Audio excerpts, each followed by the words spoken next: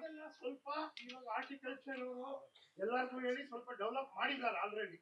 So ಇದು ಬಿಟ್ಟು ಆಮೇಲೆ ಇನ್ಫ್ರಾಸ್ಟ್ರಕ್ಚರ್ ದಯವಿಟ್ಟು ನಮ್ಮ ಸಾಹೇಬ್ರು ಅದಕ್ಕೆ ಮನಸ್ಸು ಮಾಡಿ ಮಾಡಬೇಕು. ಬಹಳ ಕಡೆ ಹಳ್ಳ ಇದು ಎಲ್ಲ ಇದೆ.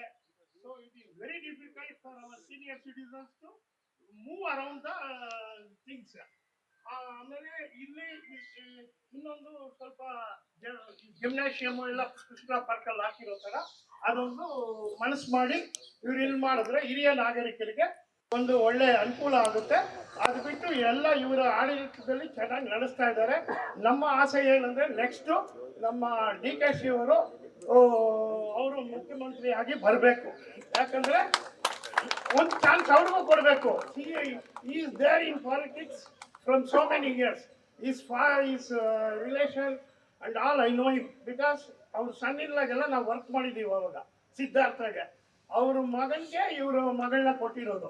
So in that way from that days also ಇವರು ಪಾಲಿಟಿಷಿಯನ್ ಅಲ್ಲಿ ಇದ್ದಾರೆ.